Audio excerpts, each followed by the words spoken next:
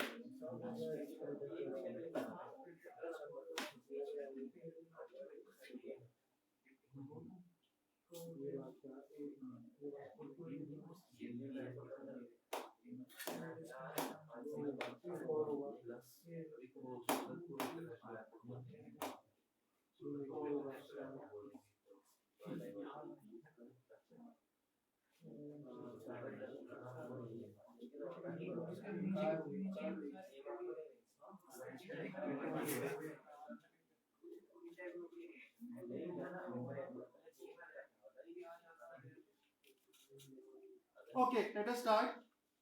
Now this is very very interesting. Fixed income में risk और return, मतलब आप जब बॉन्ड खरीदते हो तो रिस्क क्या है और रिटर्न कहां से मिलेगा, राइट? कैपिटल जहां पे शुरू हो रहा है, नए में 58 है, रीडिंग 58 कि when you purchase a bond, sources of returns, coupon and principal payments, मतलब 8% कूपन 5 साल है, फेस वैल्यू 100 है तो 8 8 8 5 बार और लास्ट में 100 रुपया, तो that is one source of return.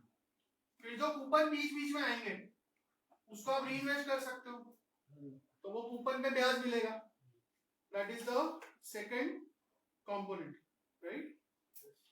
और अगर आप बॉन्ड को मैच्योरिटी से पहले बेचते हो, अगर 5 साल का बॉन्ड 5 साल के लिए रखते हो तो लास्ट में 100 ही मिलेगा, बट सपोज 5 साल से पहले बेच दिया तो वो 100 से ऊपर में भी जा सकता है, नीचे में भी जा सकता है, तो वो कैपिटल गेन या लॉस हो सकता है, so that is the third source। समझ में आया? ये 3 चीजें होंगी।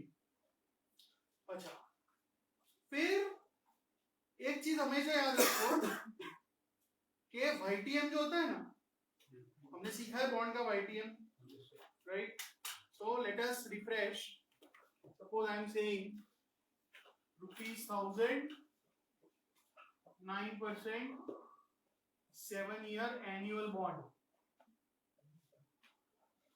और अभी उसका प्राइस इससे 1010, तो इसका YTM निकालो, कैलकुलेटर पे YTM निकालो, मैंने सिखाया हुआ है। 1000 का 9% 90, 90 PMT, लास्ट में 1000 मिलेगा, वो FV, अभी का भाव नेगेटिव करके PV 1010, 7 बार तो 7N, कंप्यूट IY 8.80, तो YTM आया 8.80%, बराबर? तो ये YTM का क्या मतलब है?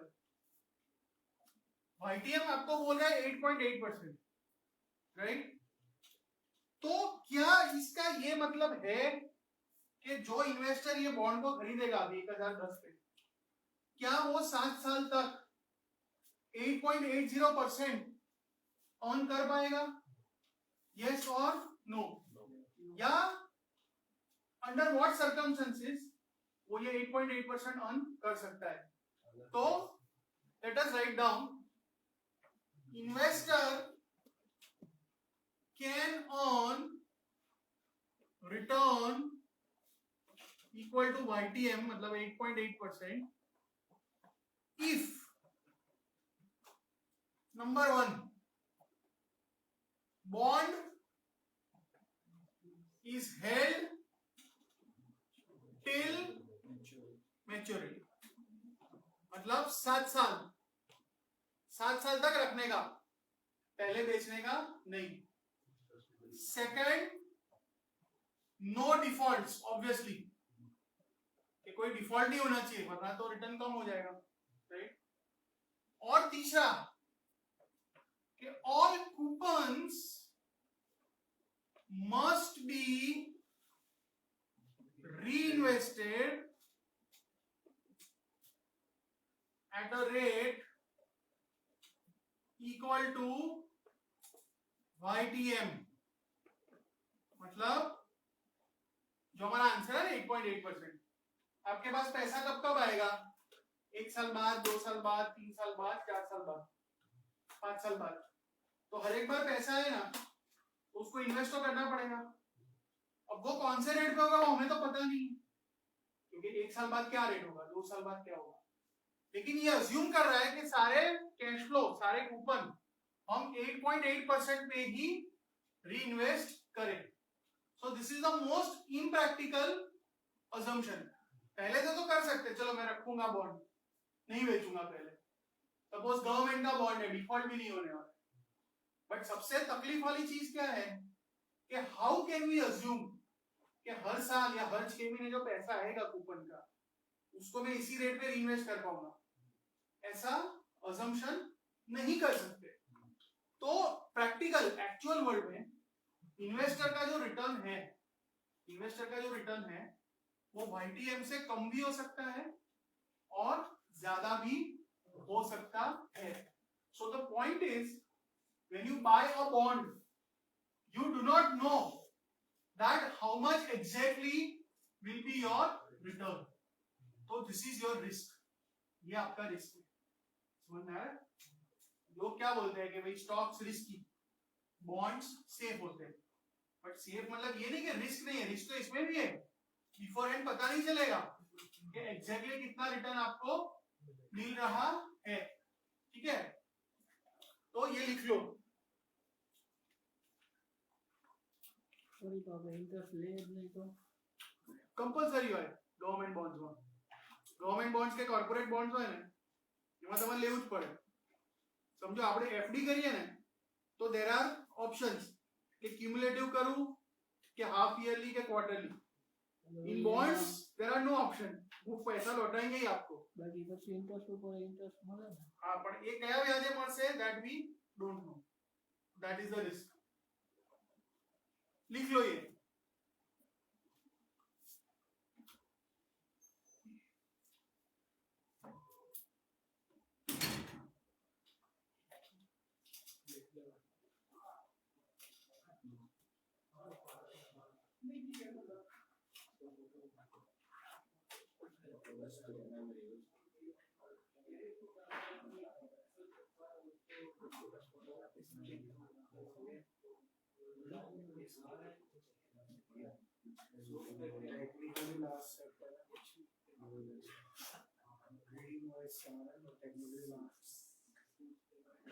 लास्ट पार्ट समझने भाई सारे एग्जाम हो शाम मैं भी जब आया तो सीधा भी चल गया. अच्छा नहीं समझ में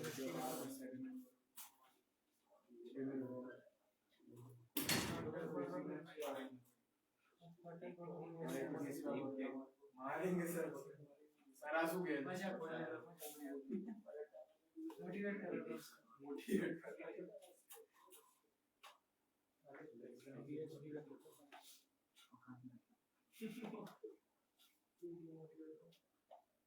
वो इसमें आता पैसा से नहीं आता.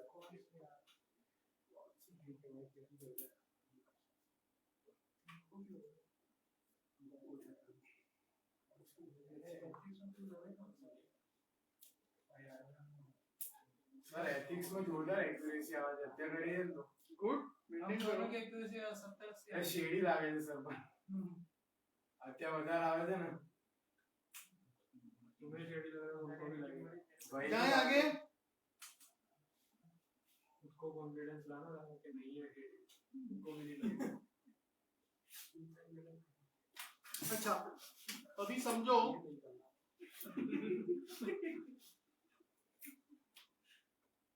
अगेन मैं जो लिखवा रहा हूँ वो लिख लेना, बुक में नहीं दिया है और जो दिया है वो बहुत कॉम्प्लिकेटेड है।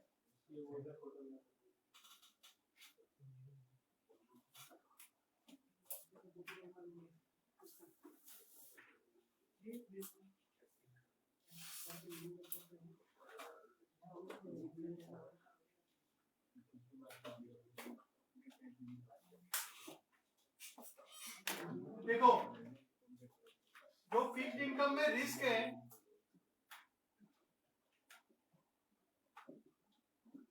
we can say it can be split into two types of risk. One is called the price risk and another is called the reinvestment risk, right? जो आपका प्राइस रिस्क है वो बेसिकली क्या है कि हमें पता है कि अगर रेट बढ़ जाएंगे तो भाव गिर जाएगा। बॉन्ड में अगर इंटरेस्ट रेट YTM बढ़ जाता है तो बॉन्ड का भाव कम हो जाता है, तो आपको लॉस हो सकता है, right? So that is price risk. Reinvestment risk क्या है कि अगर रेट घट जाएंगे ना बीच में, तो इंटरेस्ट ऑन कूपन, मतलब that is the reinvestment income, वो कम हो जाएगी, isn't it? सपोज अभी बहुत अच्छे रेट चल रहे हैं 10%, आपने 10% YTM पे खरीद लिया बॉन्ड। अब सपोज नेक्स्ट ईयर कूपन आया और मैंने 1 करोड़ का बॉन्ड खरीदा है, तो 10 लाख रुपए आएंगे नेक्स्ट ईयर, तो 10 लाख रीइन्वेस्ट करना पड़ेगा। लेकिन उस टाइम अगर रेट घट गए हैं तो मेरा इनकम कम हो जाएगा। So this is the definition of two types of risk. अच्छा, फिर प्राइस रिस्क जो है, देखो अगर तुम पूरा मैच्योरिटी होल्ड करो तो प्राइस रिस्क लगेगा ही नहीं, क्योंकि पूरा मैच्योरिटी होल्ड करोगे तो फेस वैल्यू मिलेगा ही। प्राइस का सवाल कब आता है? अगर मैच्योरिटी से पहले बेच दो, right? So this is more important if horizon is shorter term, isn't it? अगर 7 साल का बॉन्ड है और मैं 7 साल पकड़ के रखूं तो मेरे को रिस्क है ही नहीं, प्राइस रिस्क तो है ही नहीं, बराबर। लेकिन हाँ 7 साल का बॉन्ड है, 2 साल बाद 3 साल बाद ऐसा बेच देना है, तो कौन से भाव पे बेचूंगा I don't know, so that is price risk. जो रीइन्वेस्टमेंट रिस्क है वो इससे उल्टा है, अगर 7 साल का बॉन्ड है और 1 साल में बेच दूं तो एक ही कूपन आया होगा, तो फिर कहां ज्यादा कुछ रीइन्वेस्ट करने का रहा। लेकिन 7 साल का बॉन्ड है, उसको मैं 5 साल या 6 साल या 7 साल रखता हूं, तो 5 कूपन आएंगे, 6 कूपन आएंगे, 7 कूपन आएंगे, तो उसको रीइन्वेस्ट करना पड़ेगा। तो कौन से रेट पे होगा? That is the risk, right? So this is more important if horizon is longer term, ठीक है? और लास्ट वाला के दोनों एक दूसरे का ऑपोजिट है। अगर रेट बढ़ता है तो यहां पे लॉस है क्योंकि भाव कम हो जाएगा, लेकिन रेट बढ़ता है तो यहां पे तो प्रॉफिट है ना, कूपन रीइन्वेस्ट हायर रेट पे होगा। और अगर रेट घटता है तो भाव बढ़ जाएगा, तो प्राइस रिस्क में प्रॉफिट है, लेकिन इसमें लॉस है। So both the risks are exactly opposite to each other, ठीक है? So this much you should know, इतना आपको पता होना चाहिए।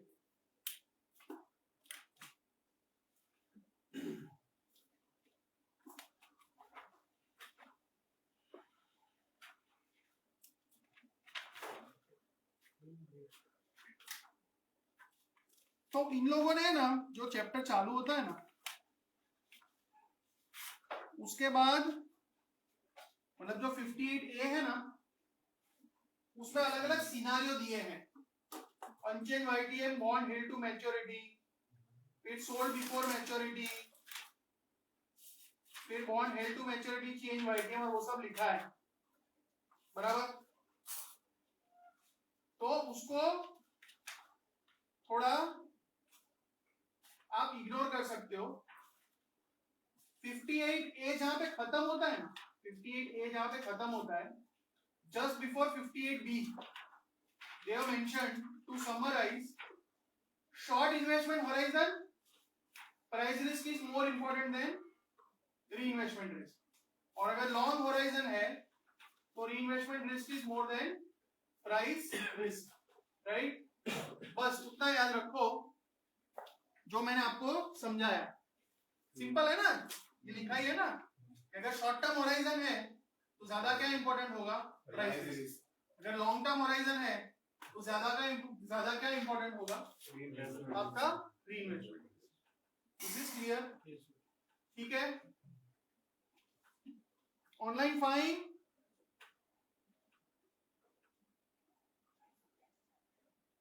ओके.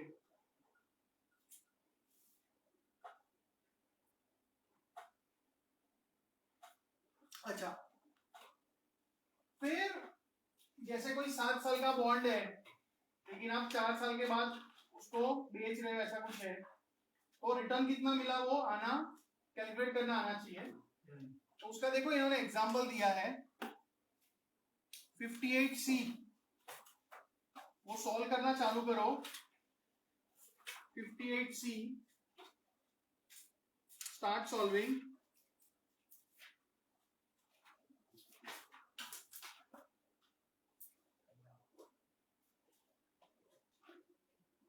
मुझसे कोई मिलने आया है, मैं मिल के आता हूं. आप वहां तक ये एग्जांपल करो, फिर मैं समझाता हूं.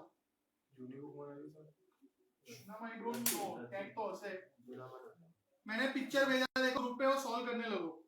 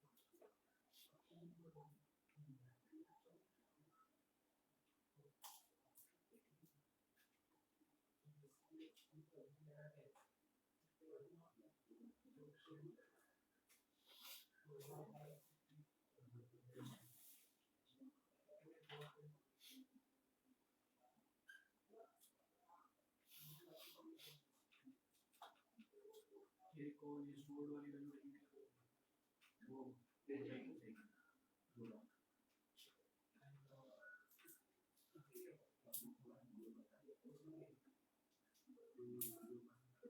यूट्यूब पर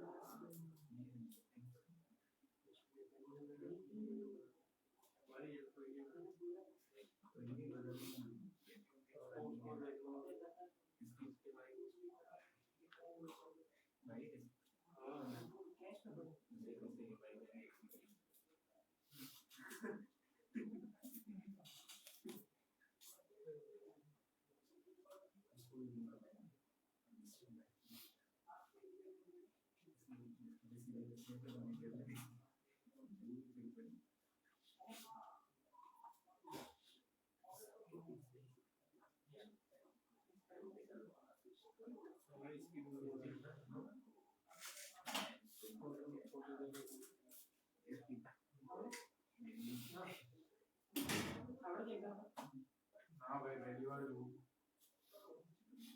पहली बार होगा नहीं था ये वो पुरानी बुक में नहीं भाई। पर वो ऐसे सर ने लास्ट टाइम फिक्स इनकम कब कराया था मैंने ज्वाइन किया 6 महीने फरवरी 2 फरवरी मार्च में चालू फिक्स इनकम ना अभी याद है 6 महीना का था उस टाइम नहीं भाई मतलब देख पीवी कैलकुलेट करने का आ गया पहले बॉन्ड वाले तो नॉर्मल कूपन वाले का नहीं कैश को आता है कूपन वाले में N4 है ये मेरे को बता सब कुछ नहीं आ रहा ना N4 मतलब 4 साल के कूपन 4 साल के कूपन पे तू 11 रुपए इन्वेस्ट करेगा पीवी तो कुछ है नहीं एक साल का प्रीमियम निकाल लिया इन्वेस्टमेंट तो किया फिर नहीं इन्वेस्ट वो करना तो बॉन्ड से 4 साल का N4 लेके टीवी से लेके हाँ उसकी वैल्यू पता नहीं क्या वो कौन से क्या बॉन्ड से कुछ नहीं आ रहा ना मतलब तूने इन्वेस्ट तो कुछ नहीं किया आई भाई को आ गया उसका भी से बॉन्ड के पैसे दिए देखो जो कूपन आई आया भाई पेमेंट ना पहले एज वो जीरो तेरा कुछ इन्वेस्टमेंट है नहीं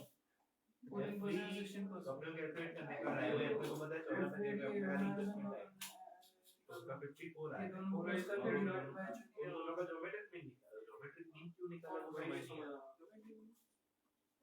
ये सब बातें नहीं पूछते ये सब बातें नहीं पूछते कह दिया ना बस कह दिया ऐसा सनातन सत्य है यहाँ पे ये भी ले लो और ये यहाँ पे दो अरे हाँ वो ज्योमेट्रिक मीन क्यों एक नॉर्मल जो करते हुए अरे ऊपर करके पढ़ना आगे ऊपर लिखा होगा ज्योमेट्रिक में ये बहुत इजी लग रहा है ना अब वो क्या बोलते हैं कुछ कुछ नहीं होगा इवन नहीं कोई बार नहीं बोल गया बस पुरानी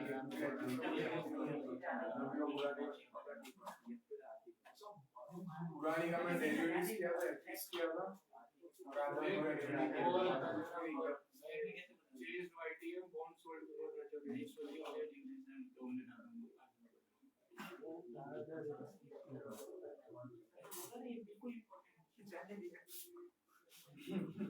भाई सुननी सारी करनी खुद से एग्जाम भी खुद से देना समझा लेना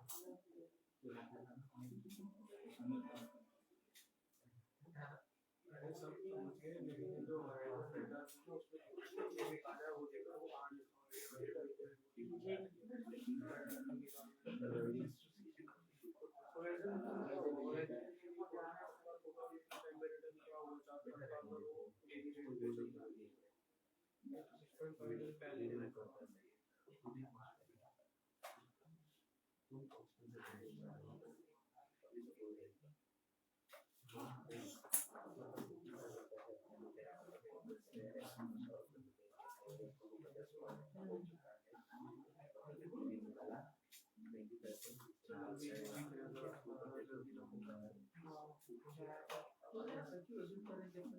मैं डाउनलोड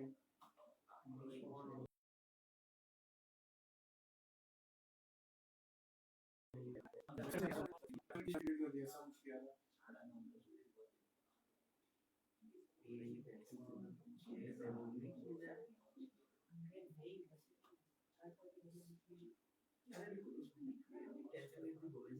इन्वेस्टमेंट हो रहे हैं ना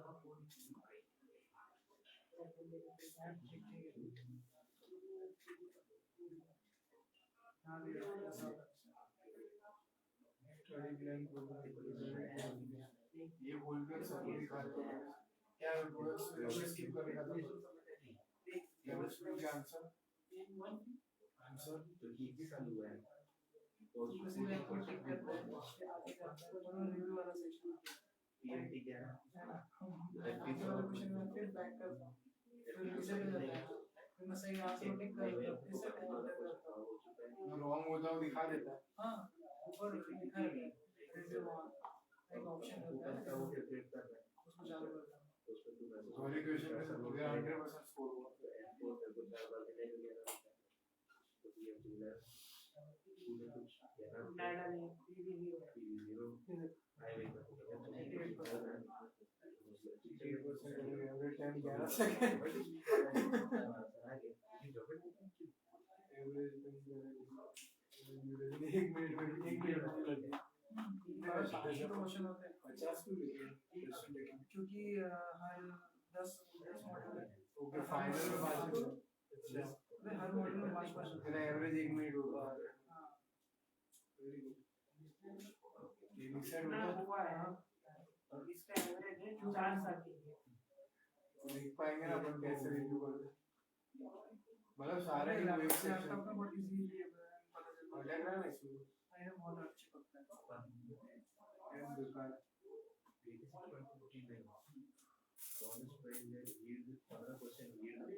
लैपटॉप में देखो राइट साइड पे एकदम ऊपर तो टैब में बोलता हूँ अक्सर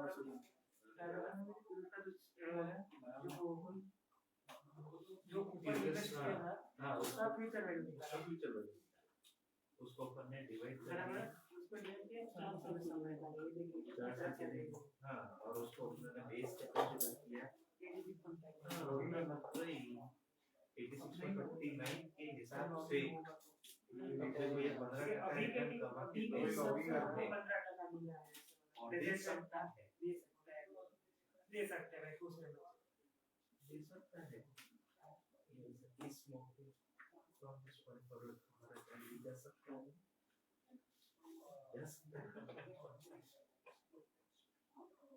कुछ तो बोल रहे हो मालूम टूट गया भाई कभी कभी समझते हैं ये क्या था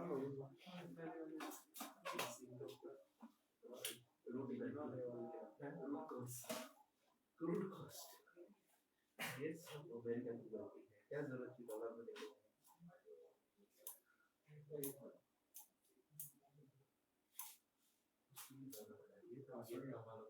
क्या जरूरत थी बात करने चुपचाप भाग जाते अभी भी काउंट चल रहा उसमें है तीन टाइम क्या कुछ होता है कि या तो मेरे इंस्टाग्राम में हो या तो मेरे स्टोरी में नहीं अटेम्प्ट कुछ वो बात तो कहना सर देख वो इससे तो बेटर है भाई कौन से तेरे अकाउंट्स की डिटेल उसको तो क्या नो नॉलेज नो नथिंग ये नहीं होगा तो मेरे को जेन्युइनली वो रिसेट करना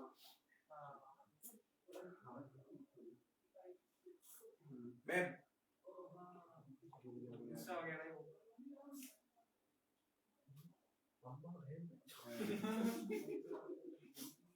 जो भी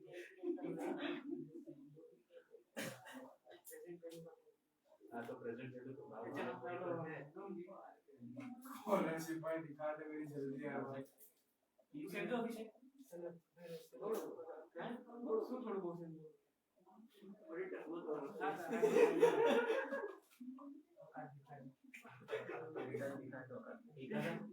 एकादा माइक्रोसॉफ्ट पे भी डिजर्व करते हैं क्वेश्चन समझाएगा हम क्या करते है अनुष एकादा माइक्रोसॉफ्ट पे भी डिजर्व करते हैं कोई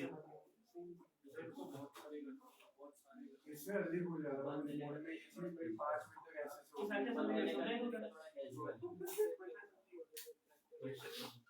नहीं ना ऐसा नहीं होता बोला तो मैं नहीं चालू किया मैं रिव्यू आंसर जैसे आ गया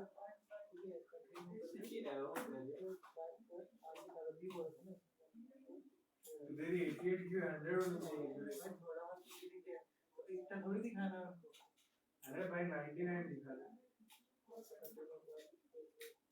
खुद से ही दे सकते ओए बंद कर इसको चल बैल प्रैक्टिसिंग बंद कर मेरा पासबुक है क्वेश्चन क्वेश्चन करेक्ट है ना बस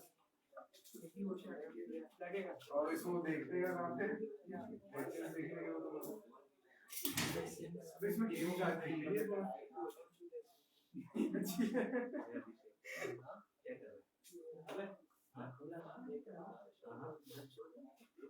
क्या पढ़ा रहा है अरे वो 15% क्या कर ये 15% 3 मिनट का है तो लास्ट जो वो है ना उसमें फिर बहुत पड़ता है 100 रुपए वो करो क्या पता नहीं होती है नहीं होती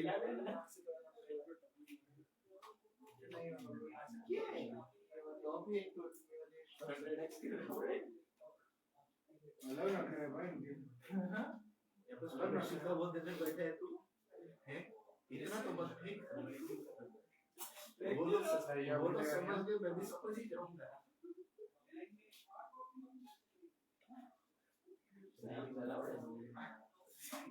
ये इनको पैंशन मॉडल का प्रेसिडेंट क्या पांच तो पढ़ना है सर और इसलिए करा रही है दिक्कत क्या है गरीब है सर हम लोग पढ़ना है भाई इसको 10 घंटे कैसे सुना जाएगा और इसी स्टूडेंट बोलता है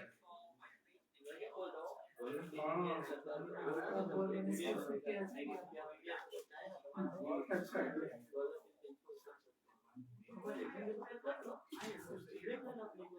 भाई 10 घंटे तो नहीं पॉसिबल अरे मेरे बोर्ड पे not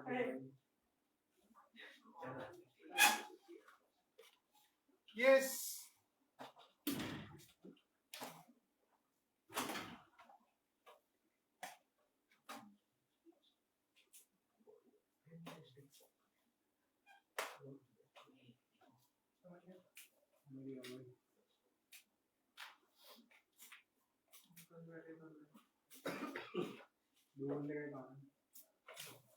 So what is this problem saying?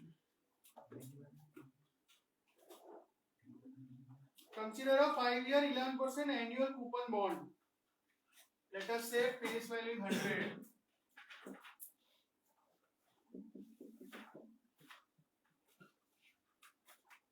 ऐसा बॉन्ड है, प्राइस एट 86.59. तो इसका प्राइस है 86.59 और इससे YTM निकाल सकते हैं, लेकिन उन्होंने निकाल के दे ही दिया है 15%. Calculate the horizon yield for a investment horizon of 4 years. मतलब हम लोग इसको रखेंगे 4 साल तक, भले ही 5 साल का बॉन्ड है. We will sell after 4 years, right? So sell after 4 years. Assuming that YTM does the following. तो पहला केस है falls to 14% before the first coupon date. मतलब ये जो YTM है ना, वो 15 से 14% हो गया. ठीक है. तो सबसे पहले मेरी बात समझो. ऐसे तो क्वेश्चन होते हैं ना, मेनी टाइम्स ऑप्शंस ऐसे होंगे कि अगर आपको कॉन्सेप्ट पता है ना, तो बिना कैलकुलेशन के आंसर गेस कर सकते हो. देखो इसमें क्या है, बॉन्ड कितने साल का है? 5 साल. उसमें से आप कितने साल होल्ड कर रहे हो? 4 साल. मतलब ये काफी लॉन्ग टर्म ही हुआ ना, लॉन्ग टर्म ही हुआ. तो अगर लॉन्ग टर्म है तो ज्यादा इंपॉर्टेंट क्या है? री इन्वेस्टमेंट रिस्क. बराबर. और अगर री इन्वेस्टमेंट रिस्क के हिसाब से सोचते हो तो इसमें क्या लिखा है? YTM is falling to 14%. तो रेट अगर कम हो गया, रेट कम हो रहा है ना, तो री इन्वेस्टमेंट के हिसाब से लॉस जाएगा. री इन्वेस्टमेंट के हिसाब से लॉस जाएगा. इसका मतलब क्या है कि आपने जो बॉन्ड खरीदा ना, तब YTM कितना था? 15%. तो आपका जो आंसर आएगा ना, वो 15% से कम आना चाहिए. और कई बार ऐसा एक ही ऑप्शन होगा, कई बार ऑप्शन एक ही होगा. क्योंकि आपका होल्डिंग पीरियड क्या है, लॉन्ग टर्म में इंपॉर्टेंट क्या है, री इन्वेस्टमेंट, और रेट घट रहा है, तो रेट घटेगा तो लॉस होगा री इन्वेस्टमेंट में, तो आंसर 15% से कम। ये एक लॉजिक की बात है। अब एक्चुअल कैलकुलेशन अपने देखते हैं। See, you are going to sell after 4 years, 4 साल के बाद बेचोगे, तो सबसे पहले प्राइस ढूंढो कि उसका भाव क्या होगा। तो कूपन क्या है, 100 का 11%, 11, तो 11 इज टीएमटी बराबर। 5 साल का बॉन्ड था, 4 साल बीत गए, तो अभी एक ही साल बचा, तो 1N,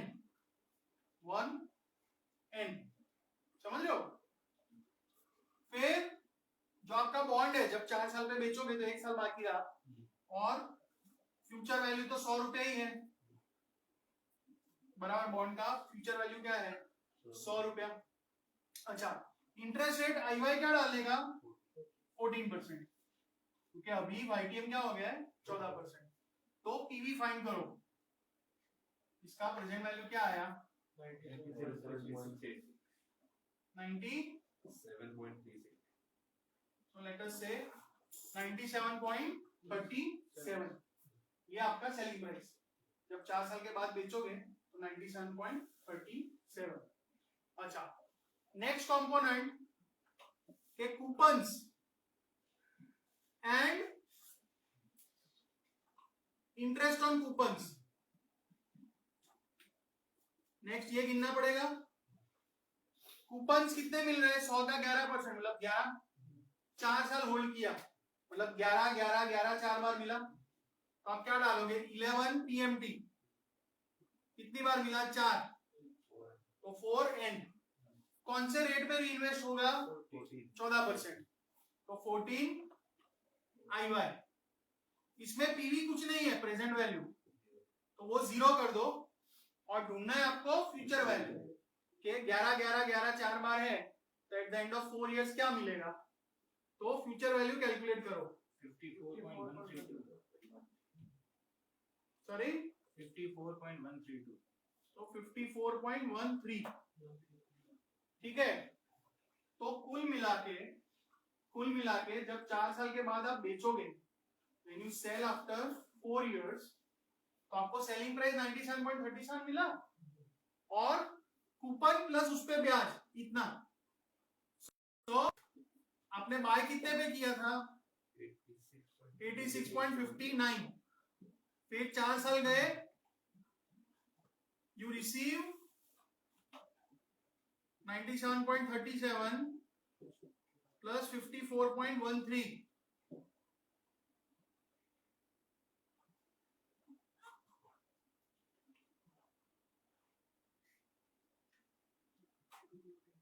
तो 151.5 आया, yes or no, 151.5 आया, मतलब आपने डाला 86.59, वो बन गया 151.5, कितने सालों में, 4 सालों में।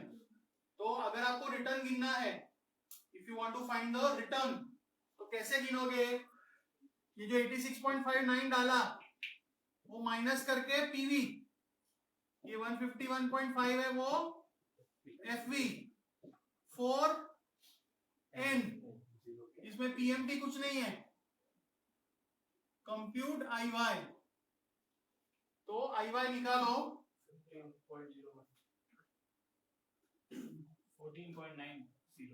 14.90, तो जैसा हमने सोचा था, आंसर 15% से कम आ गया।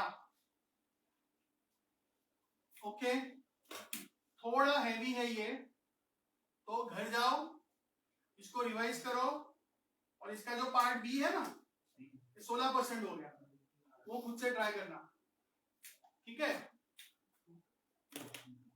लॉजिक समझ में आया हम क्या कर रहे हैं, ये जो भी बोला है, तो आपका सेलिंग प्राइस ढूंढो, और उतने साल में कूपन और उसका ब्याज कितना होगा वो ढूंढो, तो टोटल मिल जाएगा, और फिर खरीद प्राइस से total what is the rate of return, ठीक है। तो tomorrow will continue online fine. ठीक है ठीक है 5 વર્ષનો બોન્ડ હતો 4 વર્ષ તો વેચે હવે કેટલું રહ્યું ના જ્યારે આપણે વેચીએ છીએ ત્યારે બોન્ડ